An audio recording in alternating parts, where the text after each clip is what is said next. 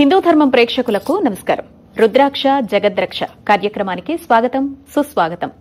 రుద్రాక్షల విశిష్టత గురించి, రుద్రాక్ష ధారణ వల్ల కలిగేటువంటి ప్రయోజనాల గురించి వివరించేందుకు మనతో పాటు స్టూడియోలో సిద్ధంగా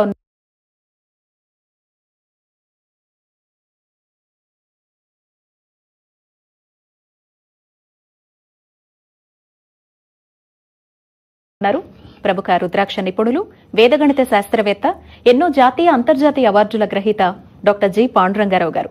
వారికి స్వాగతం చెప్పేద్దాం. నమస్తే పాండురంగారావు గారు. నమస్కారం. ఓం నమః శివాయ. కార్యక్రమానికి స్వాగతం అండి. చూస్తున్న ప్రేక్షకులు కూడా పైన స్క్రోల్ అవుతున్న నెంబర్స్ కి కాల్ చేసి మాట్లాడొచ్చండి.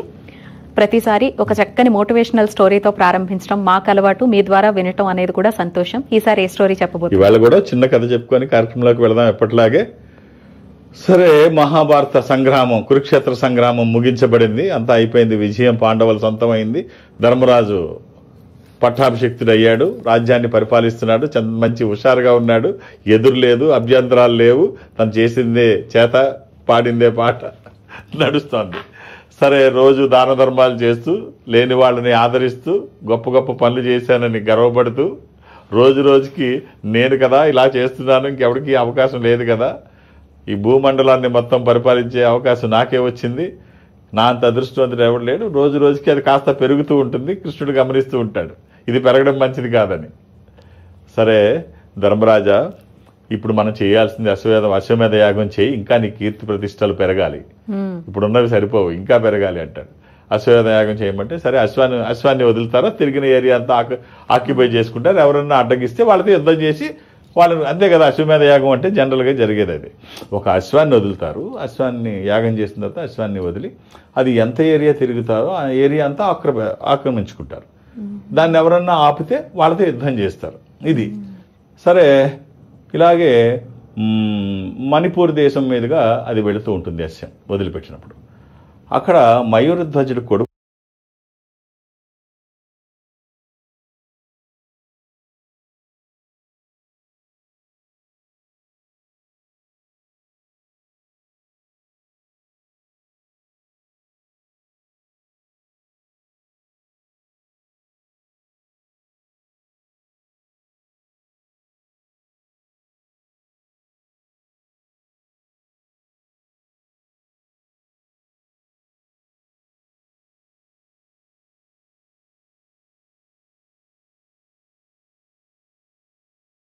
చెప్పేసి అంటాడు. అంటే అది నీ కొడుకు, నీ భార్య, నీ శరీర భాగాన్ని కట్ చేసి ఇవ్వాలి, మయంగా కోసి ఇవ్వాలి, నీ కొడుకు నీ భార్య అంటే, సరే దాందే ఉంది, అలాగే తీసుకోండి అని చెప్పేసి అంటాడు. ధర్మరాజు ఆశ్చర్యంగా చూస్తూ ఉంటాడు. చూస్తూ ఉంటే అది రంపంతో కట్ చేస్తున్నారు శరీరాన్ని, పైనుంచి కిందకి మధ్యగా కట్ చేస్తూ ఉంటే ఆశ్చర్యపోతుంటాడు కృష్ణుడు కూడా. అప్పుడు వెడమ పక్కన కంటి నుంచి నీళ్లు కారుతూ ఉంటాయి మయూరధ్వజుడికి. అప్పుడు ధర్మరాజు చూసి, కృష్ణుడు చూస్తుంటారు, ఈ ఏడుస్తూ ఇచ్చే దానం మాకు అవసరం లేదు, ఏడుస్తూ ఇచ్చే దానం మాకు అవసరం లేదు అని అంటే, అప్పుడు మయూరధ్వజుడు చెప్తాడు, మహానుభావ, నేను ఏడ్చేది అందుకు కాదు, నేను ఇచ్చేది నీకు దానం ఇచ్చేది ఎడమ భాగం కాదు కదా, కుడి భాగం కదా ఇచ్చేది, వామభాగం ఇవ్వం, ఈ వామభాగంలోంచి కన్నీళ్ళు వస్తున్నాయి, ఈ మిగిలిన పార్టు నాకే అవకాశం దక్కలేదేమిటి, ఆ మహానుభావుడికి దానంగా వెళ్లే మహత్తరమైనటువంటి భాగ్యం ఈ మిగిలిన భాగానికి కలగలేదు ఏమిటి అని చెప్పి బాధపడుతోంది తప్ప, మీకు ఇచ్చే భాగం హ్యాపీగానే ఉంది మహానుభావ అంటే, ఒక్కసారి కృష్ణుడి వల్ల కూడా జలధరించి ఒక్కసారి తను ప్రత్యక్షమై, మయూరధ్వజ నిన్ను ఏమనాలయ్యా, అసలు ఇంతటి దానగుణమా, ఇంతటి గొప్పతనమా, ఇంతటి సహనశీలత్వమా, ఇంతటి దయాగుణమా, ఇంత కీర్త, అసలు ఇంత బలమా నీకు, అసలు ఏమిటి ఇవన్నీ చూస్తుంటే ఏం అర్థం కావట్లేదు అని చెప్పేసి అంటే, అసలు ఏం కావాలి నీకు, తను ప్రత్యక్షం అవుతాడు. ధర్మరాజు కృష్ణుడు ఏం కావాలి నీకు అని అడిగితే, మహానుభావ, ఏముంది, దేహం అయిపోయిన తర్వాత ఉండేది ఆత్మే, దానికి ఒక ఖచ్చితమైనటువంటి ప్లేస్మెంట్ ఇవ్వు, ఇది అయిపోయిన తర్వాత దీంతో ఇంకేం బంధాలు ఉండవు, నన్ను అందరూ గుర్తుపెట్టుకునేటట్టు, నన్ను మర్చిపోకుండా ఉండేటట్టు, తదాస్తు అని కృష్ణుడు అంటాడు. అప్పుడు ఎక్కడ ఏ దేవాలయం ముందైనా ధ్వజస్తంభ రూపంలో నువ్వు ఉంటావు, తొలి పూజలు నువ్వే తీసుకుంటావు, ఏ దేవాలయం అయినా నిన్ను ప్రదక్షించి నిన్ను నమస్కరించుకున్న తర్వాతే ఇష్టదైవం దగ్గరికి వెళ్ళేటువంటి అవకాశం ఈ రోజు నుంచి నీకు కల్పిస్తున్నాను అంటాడు. సో మయూరధ్వజుడు ఆ రకంగా ధ్వజస్తంభ రూపంలో ప్రతి దేవాలయం ముందు మనకు సత్కరిస్తుంటాడు. అద్భుతం. కాల్స్ తీసుకుందామండి. నమస్తే అండి. నమస్తే అండి. అమ్మా చెప్పండి అమ్మా, మీ పేరు? నా పేరు సుష్మా అండి. మాట్లాడండి అమ్మా. అమ్మా ఓం నమ శివాయ. ఓం నమ శివాయ అండి. ఏమిటమ్మా? మా పాప గురించి తెలుసుకుందామండి. డేట్ ఆఫ్ బర్త్ అమ్మా? 2008 అండి. 2008 మే 14th అండి. మే 14th. ఎవరిదమ్మా ఇది? పాప అండి, మా పాప, మా పెద్ద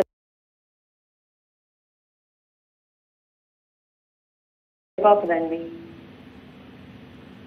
బుధవారం పుట్టినట్టు తెలుసా అమ్మా? అవునండి. అమ్మ ఏం చేస్తోంది? Second year చదువుతుందండి.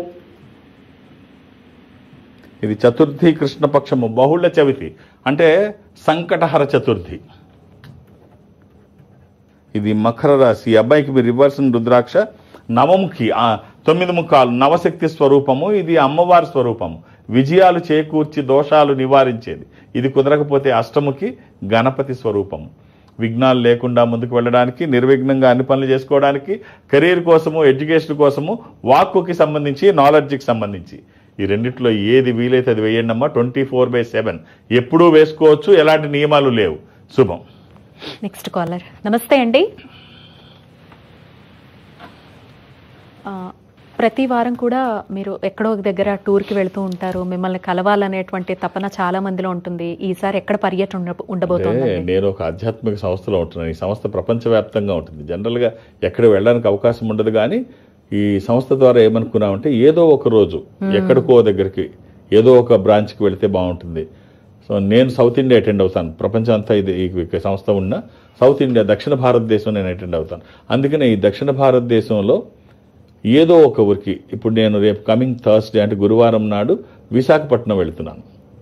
మొన్న విజయవాడ వెళ్ళాను. ఇప్పుడు రేపు వచ్చే గురువారం నాడు విశాఖపట్నం వెళ్తాను. విశాఖపట్నంలో మధ్యాహ్నం వరకు ఉంటాను. కొన్ని గంటలు మాత్రమే అక్కడ ఉంటాను.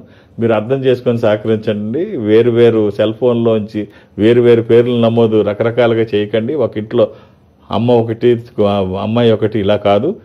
అక్కడ నేను కొంత సమయం ఉంటాను. నాకు కావాల్సింది సంఖ్య కాదు, సమయం ఇస్తే.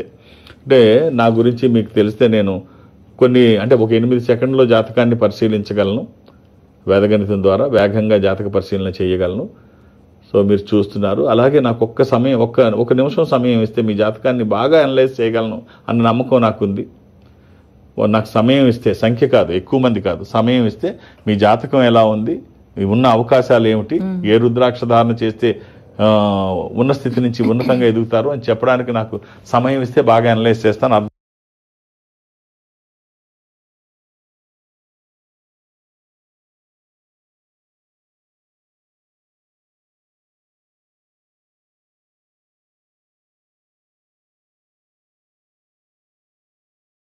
అర్థం చేసుకొని సహకరించండి.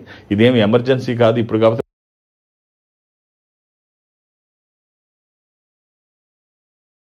మళ్ళీ ఇంకోసారి వచ్చినప్పుడు కలవచ్చు. ఒక్కొక్క పేరు మాత్రమే నమోదు చేయించండి. రెండు పేర్లు చేయించకండి. ఇక అలాగే హైదరాబాద్లో నన్ను కలవడానికి నేను ఎవరికి అపాయింట్మెంట్ ఇవ్వను, ఏ రికమెండేషన్ తీసుకోను. నన్ను కలవడానికి ఇవేమి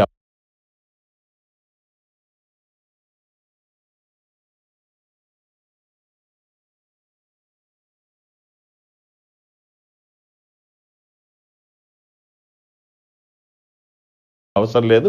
నేను ఉన్నప్పుడు వస్తే చూసేస్తాను. నేను ప్రతిరోజు ఎక్కడికి వెళ్ళను.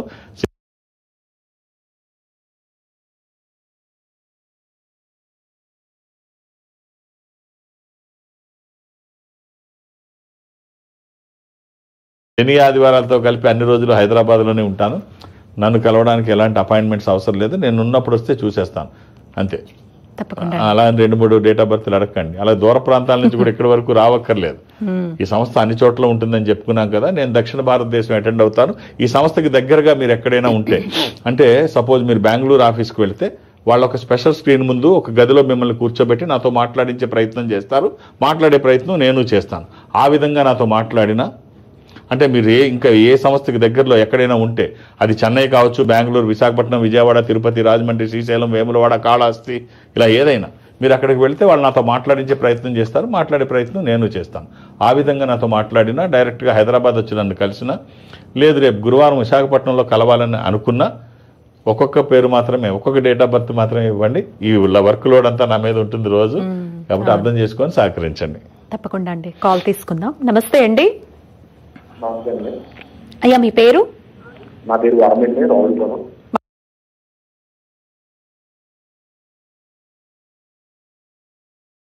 మాట్లాడండి. ఓం నమ శివ. ఎలా ఉన్నారండి? ఓ నమస్తే. నమస్తే గురువు గారండి. ఎలా ఉన్నారు?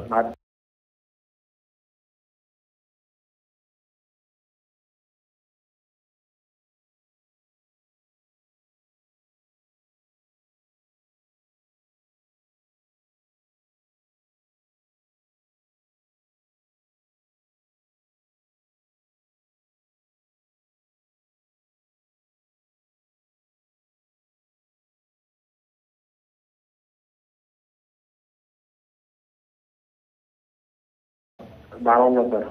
Number 1. Very good, very good. Date of birth ఇస్తారా? డేట్ ఆఫ్ బర్త్ ఇస్తాను సార్. చెప్పండి. 1983 1983 5వ నెల 5వ నెల 25వ తారీఖు 25 బుధవారం పుట్టినట్టు తెలుసు అనుకుంటాను. తెలుసు. అంటే నాకు అడగమంటారా? చెప్పండి చెప్పండి, అడగండి. అడగకపోతే ఎలాగా? అది మీరు ఎలాగో రుద్రాక్ష చెప్తారో, నేను గోల్డ్ మాల వేసుకుందాం అనుకుంటాను. ఏదైనా మంచిది నాకు జాతకం ప్రకారం మాల టైప్ కొంటుంది. మీరు పౌర్ణమి రోజు పుట్టినట్టు తెలుసా?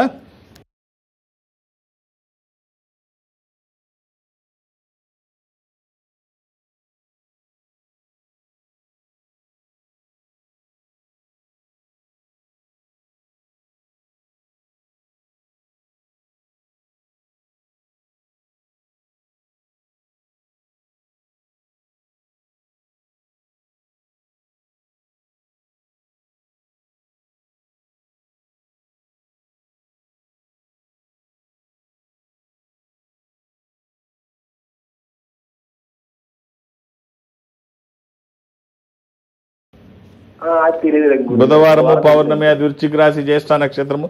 ఏం వేసుకుందాం అనుకుంటున్నారు? రుద్రాక్ష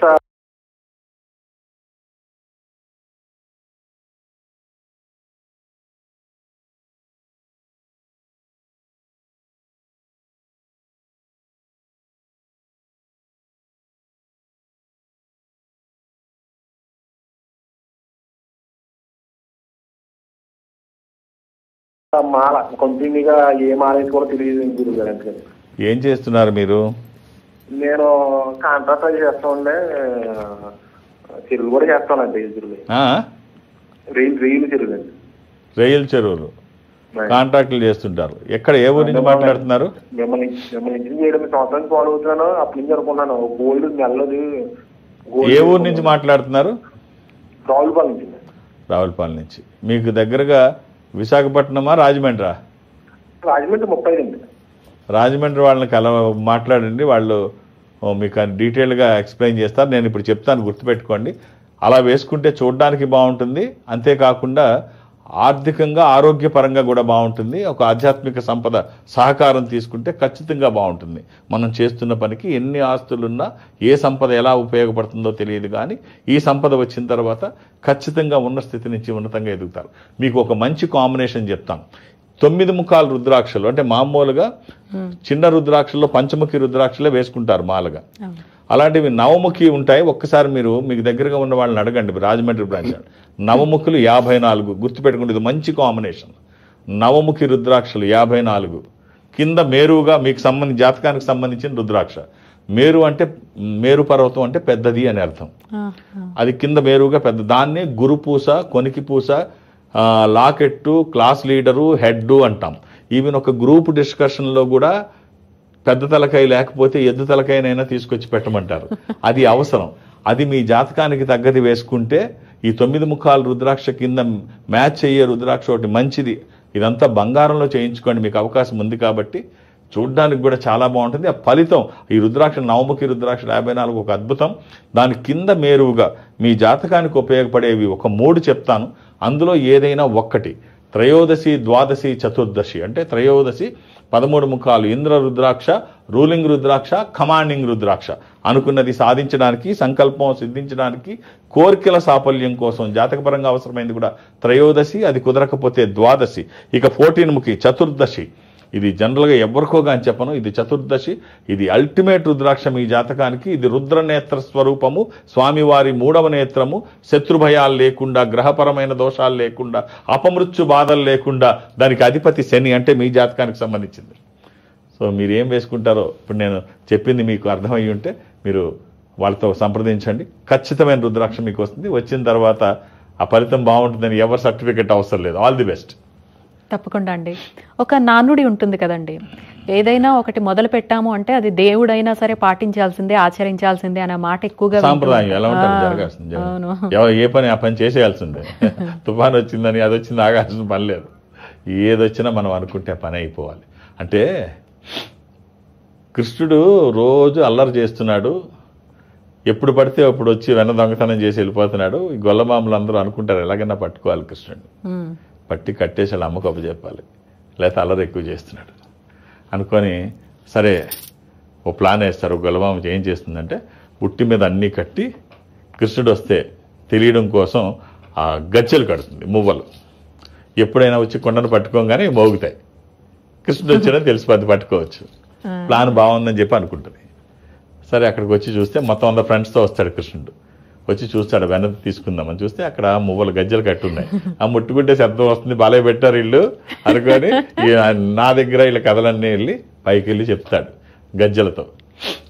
ఒక గజ్జల మువ్వల నువ్వు మరగొద్దు, నువ్వు సౌండ్ చేయొద్దు, నా పని నేను చేసుకెళ్ళిపోతా. కృష్ణుడు చెప్పిన తర్వాత ఇంకేం సౌండ్ చేస్తాయి? కృష్ణుడు అంత రోడ్డు చెప్పిన తర్వాత ఇంకెందుకు సౌండ్ చేస్తాయి? చప్పుడు కాకుండా కామ్గా ఉన్నాయి.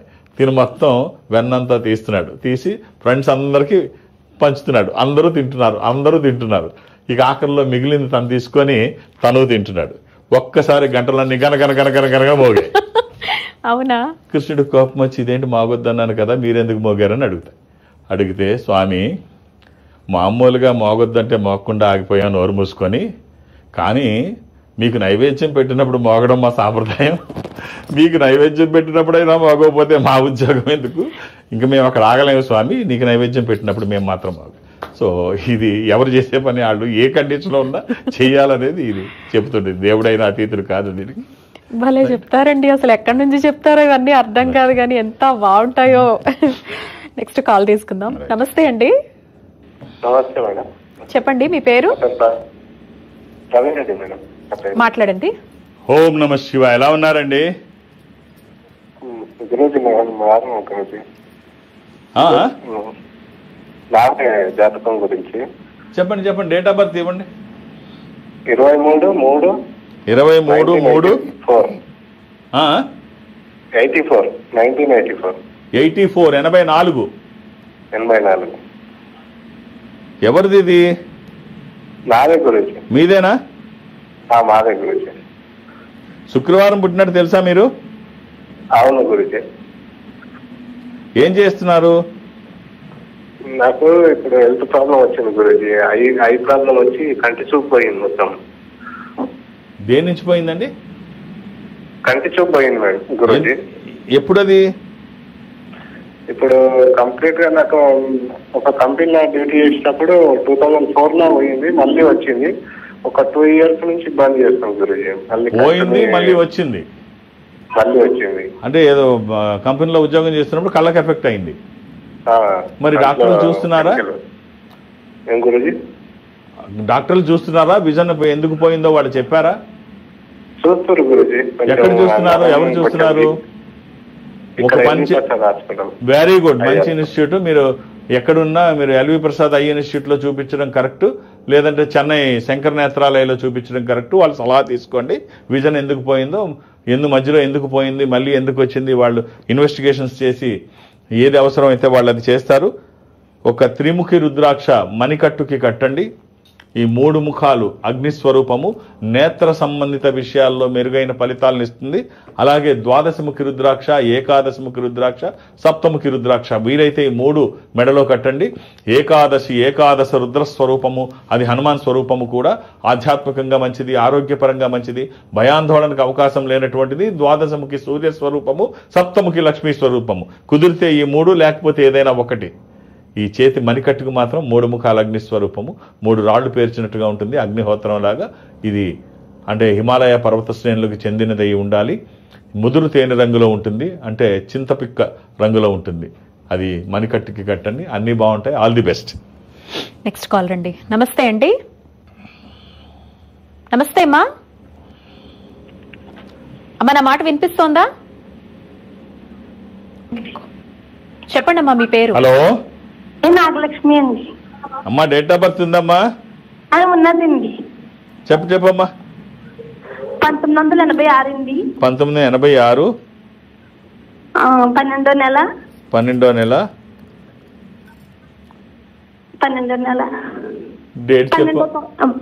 13వ తారీఖు. 13వ తారీఖు అమ్మా నాగలక్ష్మి. అవునండి. ఏమిటమ్మా ఏం చేస్తున్నావు? ఎంతమంది పిల్లలు? 2 పిల్లలండి. టీవీ చూడొద్దమ్మా. 86 కదమ్మా? అలాగేనండి సార్. 86ఏనా? 86 అండి. శనివారం పుట్టినాడు తెలుసా అమ్మా? తెలుసండి. అది నక్షత్రం భరణి నక్షత్రం అన్నారు. చూద్దాం. హలో. ఇది త్రయోదశి శుక్లపక్షము, పౌర్ణమి ముందు 2 రోజుల ముందు. ఇది మేషరాశి, భరణి నక్షత్రము, శుద్ధ త్రయోదశి, శుక్లపక్ష త్రయోదశి శనివారము, మేషరాశి, భరణి నక్షత్రము. ఒక్క నవముఖి రుద్రాక్ష అమ్మవారి స్వరూపం, విజయాలు చేకూర్చి దోషాలు నివారించేది. ఈ ఒక్క రుద్రాక్ష అభిషేకం చేసి సూత్రాల్లో వేసుకుంటే మధ్యలో కాకుండా ఆ పక్కన కానీ ఈ పక్కన కానీ వేసుకో అమ్మ, శరీరానికి తాకే విధంగా. ఇది రాకముందు ఎలా ఉందో నీకు తెలుసు, ఇది వచ్చిన తర్వాత ఎలా ఉంటుందో నువ్వు చూస్తావు. All the best. తప్పకుండా అండి. Next caller. నమస్తే అండి. నమస్తే అండి. అమ్మా మీ పేరు? బి పుష్పవతి. మాట్లాడండి అమ్మా. ఓం నమ శివాయ. ఓం నమ శివాయ. ఓం గురుభ్యో నమః. అమ్మ ఎక్కడి నుంచి మాట్లాడుతున్నారు? విజయవాడ గురుజీ. అమ్మ డేట్ ఆఫ్ బర్త్ ఇస్తారా? ఇస్తాను గురుజీ. 19/10/93. ఎవరిదమ్మా ఇది? బాబుది. ఎంతమంది పిల్లలు మీకు? 2 పిల్లలు. ఈ అబ్బాయి మంగళవారం పుట్టినట్టు తెలుసా అమ్మా? అవునండి. ఏం చేస్తున్నాడు అబ్బాయి? అబ్బాయి బ్యాంకులు చేస్తున్నాడండి. ఇది కళ్యాణం గురించి అడగడానికి తదియా శుక్లపక్షం సంబంధాలు చూస్తున్నారా అమ్మా? చూస్తున్నాం గురుజీ. అమ్మా ఇది మకర రాశి చూస్తున్నారా, ధనుర్ రాశి చూస్తున్నారా? మకర రాశి జ్యేష్ఠ నక్షత్రం అన్నారు గురుజీ. వృశ్చిక రాశి అంటే తెల్లవారుజామున పుట్టాడమ్మా. జ్యేష్ఠ నక్షత్రం వృశ్చిక రాశి, 5:30 మధ్యలో సూర్యోదయం లోపు తెల్లవారుజామున. జ్యేష్ఠ నక్షత్రం వృశ్చిక రాశి, జ్యేష్ఠ నక్షత్రం వృశ్చిక రాశి. Right right right. సంబంధాలు చూస్తున్నారా అమ్మా? గురుజీ సంబంధాలు చూస్తున్నారా? చూస్తున్నాం గురుజీ. ఒక కాంబినేషన్ చెప్తాను. ఏకాదశముఖి, షణ్ముఖి, ఏకముఖి. దోష నివారణకి, వివాహానికి, ఆటంకాలు తొలగడానికి, జీవితంలో స్థిరపడడానికి. గురుజీ ఇది ఎక్కడ గురుజీ? గురుజీ మీరు ఎక్కడి నుంచి మాట్లాడుతున్నారమ్మా? విజయవాడ నుంచి. విజయవాడలో ఇక నెంబర్లు కనిపిస్తే ఒక్కసారి చూడండి. ఈ సంస్థ అన్ని చోట్ల ఉంటుంది. మీరు వాళ్ళకి విజయవాడ ఒక్కసారి కాంటాక్ట్ చేయండి అవకాశం ఉంటే. ఎస్, ఇది దోష నివారణకి, వివాహానికి, ఆటంకాలు తొలగడానికి, జీవితంలో స్థిరపడడానికి. ఈశ్వరుడు ఐశ్వర్యాధిపతే కాదు, ఈశ్వరుడు గ్రహాలకి కూడా అధిపతి. గ్రహపరమైన దోషాలున్నా అంటే వివాహాది కార్యక్రమాల్లో ఆలస్యమైతే, గ్రహపరమైన దోషాలతో ఆలస్యమైతే ఆయన ఐశ్వర్యానికే కాదు గ్రహాలకి అధిపతి. సో స్వయం ఈశ్వర స్వరూపం రుద్రాక్ష, అది ఇమీడియట్ రెమెడీ. రైట్, అప్పుడు అలా వేసి చూడండి, చాలా బాగుంటుంది. తప్పకుండా అండి. అలాగే ఏది చేసినా కూడా స్వార్థం కోసమే చేస్తారు అని కొందరు అంటారు, స్వార్థం ఉండాలి అని కొందరు అంటారు, ఉండకూడదు అని అంటారు. అసలు ఏంటి స్వార్థానికి తమ భేదాలు ఉండవంటారు? ఎవరు అతిథులు కాదు, లేకుండా ఎవరు ఉండరు. ఉండాలని కూడా మనం అయితే దానికి ఒక లిమిటేషన్స్ ఉండాలి. అతి మరీ అతిగా ఉండకూడదు. ఎంతవరకు ఉండాలో అంతవరకే. కానీ ఈ స్వార్థం విషయానికి వచ్చేటప్పటికి, సొంత వాళ్ళ విషయానికి వచ్చినప్పటికీ ఎవరు ఏమీ పట్టించుకోరు. ద్రోణాచార్యులు అంతటి వాడు అశ్వత్థామ విషయంలో అర్జునుడికి నీ అంతటి వాడు ఎవరు లేకుండా చేస్తానని మాట ఇస్తాడు. భూమి మీద నీకంటే గొప్ప విలువిద్యాకరుడు కానీ నీ అంత యోధుడు కానీ ఎవరు లేకుండా అంత గొప్ప వీరుడుగా నేను తీర్చిదిద్దుతాను, ఇది నా బాధ్యత అని చెప్తాడు. అంత గొప్ప మాట ఇచ్చిన ద్రోణాచార్యుడు అశ్వత్థామ విషయంలోకి వచ్చేటప్పటికి అర్జునుడి కంటే ఎక్కువ విషయాలు అశ్వత్థామకు నేర్పుతూ ఉండేవాడు, అనేక విషయాలు నేర్పుతూ ఉండేవాడు. అయితే అర్జునుడిలో ఈ తపన ఎక్కువ, తాపత్రయం ఎక్కువ, ఎలా అయినా నేర్చుకోవాలన్న ఈ తపన, ఈ జిజ్ఞాస ఎవరిలో లేనంతగా అర్జునుడిలో ఉండేది. ఒకరోజు గురుకులంలో మామూలుగా వస్తూ ఉండగా వెనక పక్కన, ఆశ్రమానికి వెనక పక్కన అశ్వత్థామ చీకట్లో ప్రాక్టీస్ చేస్తున్నాడు. వాళ్ళ చీకట్లో ప్రాక్టీస్ చేస్తున్నాడు. ఏమిటిది, నాకెప్పుడు గురువుగారు చెప్పలేదు, ఏం చేస్తున్నావు కళ్ళకు గంతలు కట్టుకొని అంటే, ఇదేదో నీకు తెలియదు, నీకు అవసరం లేదు అంటే, నాకు కూడా చెప్పు నేను నేర్చుకుంటానంటాడు. నీకు నేర్పను, మా నాయన నాకు మాత్రమే నేర్పాడు, నీకు నేను నేర్పను, పొమ్మంటాడు. పొమ్మంటే వచ్చేస్తాడు. వచ్చేసిన తర్వాత అప్పుడు అశ్వత్థామకు తెలుసు అర్జునుడు ఎంత గొప్పవాడు, ఇది ఏమాత్రం అవకాశం ఇస్తే నేర్చేసుకుంటాడు అని చెప్పి ఆశ్రమంలో పనిచేసే వాళ్ళందరి దగ్గరికి వచ్చి, నిర్వాహకుల దగ్గరికి వచ్చి, జాగ్రత్త గుర్తుపెట్టుకోండి, ఎప్పుడైనా సరే చీకట్లో దీపాలు లేని సమయంలో అర్జునుడికి భోజనం పెట్టొద్దు అంటాడు. చీకట్లో దీపాలు లేని సమయంలో అర్జునుడికి ఎప్పుడు భోజనం పెట్టద్దు చీకట్లో అని చెప్తాడు. అంటే గ్రహించేస్తాడు విద్యాని. సరే, వాళ్ళు అలాగే అంటారు. ఒకసారి రాత్రిపూట భోజనం చేస్తుండగా చాలా కాలానికి అనుకోకుండా పెద్ద గాలి వీస్తుంది. అప్పుడు అన్ని నూనె దీపాలే కదా, ఇప్పుడు కర్ర దీపాలు కాదు కదా. ఒక్కసారి గాలికి దీపాలన్నీ ఆరిపోతాయి. తింటూ ఉంటాడు అన్యమనస్కంగా, తిని ఎప్పుడు ఆలోచిస్తూ ఉంటాడు కదా. అది అర్థం కావట్లేదు, ఎలా ఎలా ఎలా చీకట్లో ఎలా బాణం వేయాలో ఆలోచిస్తుంటాడు. అలా తింటూ ఉంటే తనకి తెలియకుండా అప్రయత్నంగా అప్రమత్తంగా తన చెయ్యి తన నోట్లోకి వెళ్ళిపోతుంటుంది. అన్నం తింటుంటే ఆలోచిస్తున్నాడు, అన్నం మాత్రం లోపలికి, తిండి మాత్రం చెయ్యి నోటి దగ్గరికి వెళ్ళిపోతుంది. చక్కని గుర్తొస్తుంది, ఓహో కాన్సన్ట్రేషన్, కంప్లీట్ కాన్సన్ట్రేషన్ దాని మీద ఉంటే మనం చూడక్కర్లా. ప్రాక్టీస్ చాలా ముఖ్యం, పవర్ ఆఫ్ కన్సిస్టెన్సీ ఇది చాలా ముఖ్యం, ప్రాక్టీస్ అవసరం, కాన్సన్ట్రేషన్ చాలా అవసరం అనుకుంటాడు. అందుకనే తీక్షణంగా ఏదైనా చూసి కళ్ళు మూసుకుంటే అది కనిపిస్తుంటుంది, ఇదే దీనికి మూల సూత్రం అనుకొని అంతే. అలాగే అర్జునుడు ఎక్కడ కూడా చాలా విషయాలు గురువు ద్వారా కాదు, సవ్యసాచి అని పిలుస్తారు, 2 చేతులతో యుద్ధం చేస్తాడు. ఇవి కూడా అలాగే శబ్దభేది కూడా తన గురువు దగ్గర నేర్చుకోడు. ఇలాగ అనేక విషయాలు అర్జునుడు ఆ తపన అనమాట, ఒక డిజైర్, అది బర్నింగ్ డిజైర్గా మారి అలా ఉండాలి. సో ఎవరైనా ఈ పిల్లల దగ్గరకు వచ్చేటప్పటికి ఇవన్నీ ఉండవు, వాళ్ళకే ఎక్కువ ఇంపార్టెన్స్ ఇస్తుంటారు. చాలా చక్కని విషయాలు చెప్పారు, ప్రేక్షకుల సందేహాలు నివృత్తి చేశారు. ధన్యవాదాలు. ఓం నమః శివాయ. ఇది వాటి రుద్రాక్ష జగద్రక్ష కార్యక్రమం. చూస్తూనే ఉండండి హిందూ ధర్మం.